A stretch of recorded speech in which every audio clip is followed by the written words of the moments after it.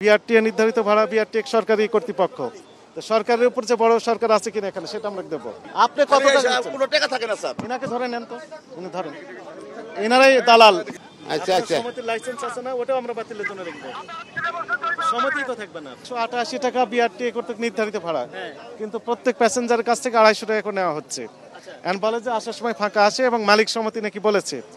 মালিক সমিতি কে বলেছেন তাকে আমরা তলব করেছি যে আসে ব্যাখ্যা দিক, কেন উনি বলতে পারেন কিনা।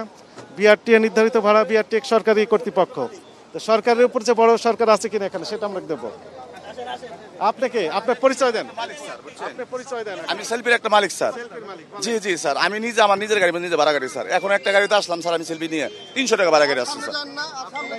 আমি নিজে ভাড়া গাড়ি স্যার। জি 300 টাকা আসছে স্যার। যদি রং 300 টাকা ভাড়া আসছে গাড়ির থেকে, খালি গাড়ি নিয়ে স্যার, কোনো যাত্রী হয় বাস থেকে স্যার। স্যার রোজা থেকে মিথ্যা কথা বলবো না স্যার। না না, এটা আমার না স্যার, আমি এখন আসলাম না স্যার, আমি এখানে নামছি তো। 300 টাকা গাড়ি একটা গাড়ি নিয়ে আসছি স্যার। জানেন আপনি যদি 3 লক্ষ টাকা লাভ করেন তখন আমাদেরকে এসে বলেন। না না না স্যার, কথা শেষ করতে দেন। আপনি যখন এক গাড়িতে ভাড়া মেরে 3 লক্ষ টাকা লাভ করেন তখন কি সরকারি কোনো কর্তৃপক্ষকে এসে বলেন যে আজকে আমার কথা তো শেষ হয়নি। আমার কথা তো শেষ হয়নি। আমার কথা তো শেষ হয়নি ভাই। আপনার কথা বললেন, আমি শুনলাম। আমার কথা আপনি শুনবেন ঠিক না? আছে, বলেন বলেন। আপনি যখন ব্যাপক পরিমাণে বিপুল পরিমাণে যখন লাভ করেন, সরকারকে এসে আপনি বলেন যে আজকে অনেক লাভ করেছি, কোনদিন বলেছেন? আজকে এসে বলতেছেন কেন? দেখেন আপনারা তো সবসময় আসেন না স্যার, আমাদের লাভটা দেখবেন। রমজান মাসে আমি মালিক হয়ে স্যার 3 দিন আমি আসি নাই, 3 দিনে 1200 টাকা আমদানি বেশি স্যার। সারা রমজান মাসে কোন গাড়ি? রোজা থেকে দুই স্যার এই গাড়ি আপনার? দিতে পারি না স্যার, আমার না। তো আপনি এখানে আসলেন কিভাবে? আপনি এই গাড়িতে ছিলেন তো? না, আমি গাড়িতে এই গাড়িতে ছিলেন, এই গাড়ি থেকে নেমেছেন? রেকর্ডেড আমি বলছি। ওই আগে সব আছে, এই গাড়ি স্যার আমার না, এটা স্টেপ আছে।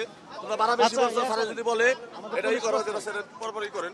থামেন থামেন, আমাদের স্যার এটাই হলো স্যার। আপনি কত টাকা করে নেন স্যার? না আমি তো গাড়ি না না থামেন, আপনি কত টাকা গাড়ি স্যার বলে বসা রাখছি। আপনি কত টাকা করে নিচ্ছেন? আমি স্যার চালাবই না স্যার গাড়ি। আপনি কত টাকা নিচ্ছেন? কোনো টাকা থাকে না স্যার। এনাকে ধরে নেন তো, উনি ধরেন, এনারাই দালাল স্যার। এই দালালদের কারণে আমি আমার গাড়ি নিজে স্যার, এনাকে ধরে রাখেন। আমার গাড়িটা আপনার সাথে আমরা পরে বুঝবো। ধরে রাখেন। ওয়ালটন আবারও মিলিনিয়ার অফারে ওয়ালটন ফ্রিজ কিনে আপনিও হয়ে যেতে পারেন মিলিয়নিয়ার। সরকারি ভাড়া 100 টাকা, ঈদ পার পেছে, ঈদ পার পেছে 60 টাকা বেশি নিতেছি। আসার সময় খালি আসা লাগে, আমাদের 5,500 টাকার তেল লাগে, 3 জন কর্মচারী যাই আসি, আমাদের খোরাকি আছে, যেহেতু পোষায় না, আসলে পারে তেল খরচ হয়ে রাস্তা খরচের দিয়ে আমাদের টাকা থাকে না। ঈদ পারভেজের জন্য 60 টাকা আমরা চাই যে মালিক শুনতে বলছি, তাহলে আমরা কি করবো? গাড়ি কি বন্ধ রাখবো? আমরা যদি কিছু না পাই, পেটে ভাত না হলে খাবো কি? বললো 60 টাকা করে 250 টাকা করে ভাড়া চাই নিও ঈদ পারভেজে। জিরে ভাই এটা আসেন না আপনি ওখানে, সব গাড়ি যারা আপনারা এমনি বলছে আমরা তাই বলছি, স্যারের কাছে আমরা তাই বলছি। হ্যাঁ 250 টাকা করে সকালবেলা মাইক দিয়ে বলে দিল যে তোমরা 250 টাকা ঈদ পারবে, 60 টাকা চাই নিও। জোর জবরদস্তি নাই, জোর জবরদস্তি নাই, দিলে দেবে, না দিলে কোনো কথা নাই। আচ্ছা আচ্ছা, সমিতির লাইসেন্স আছে না, ওটাও আমরা বাতিলের জন্য রাখবো। সমিতি তো থাকবে না। এখন সেটা মালিক সমিতির সাথে, মালিক সমিতির কাগজপত্র ওনাকে আসতে বলেন, আসছেন না কেন?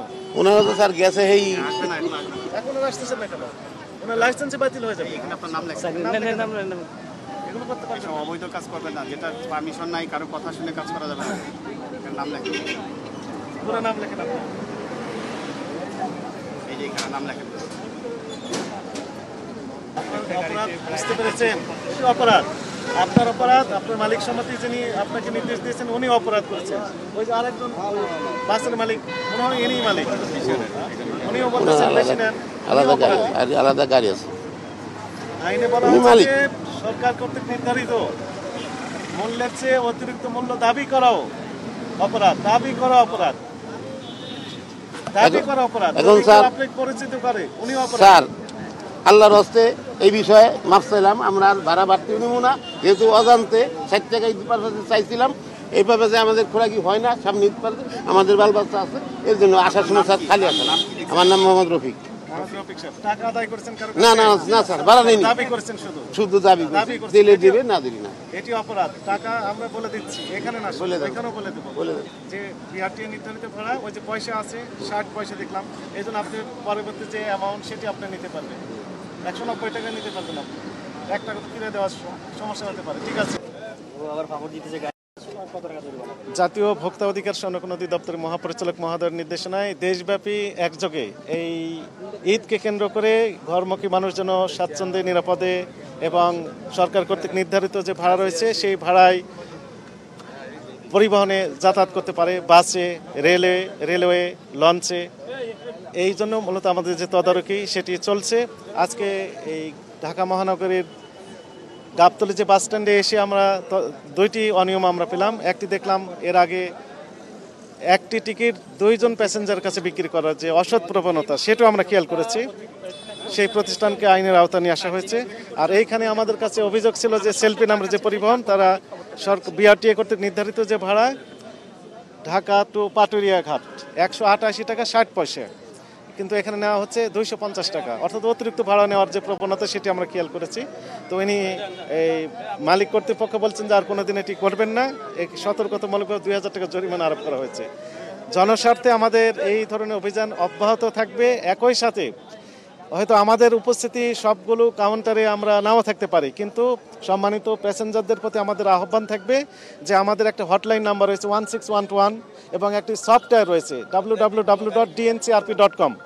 এই সফটওয়্যারে গিয়ে আপনি স্মার্টফোনের সাহায্যে বাসায় বসে থেকে অথবা বাসে বসে থেকে আপনি অভিযোগ দায়ের করতে পারবেন। অর্থাৎ ভাড়া যদি বেশি নেওয়া হয় সেক্ষেত্রে সঙ্গে সঙ্গে আমাদের কাছে অভিযোগ দায়ের করলে ঈদের পরে আমরা প্রতিকার দিতে পারবো। আইনে বলা হয়েছে 30 দিনের মধ্যে অভিযোগ দায়েরের বিধান রয়েছে, 30 দিনের মধ্যে অভিযোগ দায়ের করা যাবে। তো ফলে যদি কোনো কাউন্টার, কোনো পরিবহন বিআরটিএ কর্তৃক নির্ধারিত ভাড়ার চেয়ে অতিরিক্ত ভাড়া নিয়ে থাকে, আপনি দিয়ে দিবেন, কিন্তু প্রমাণক সাথে রাখবেন। প্রমাণক সাথে রেখে আপনি একটা অভিযোগ দায়ের করবেন, আপনি প্রতিকার পাবেন। Thank you.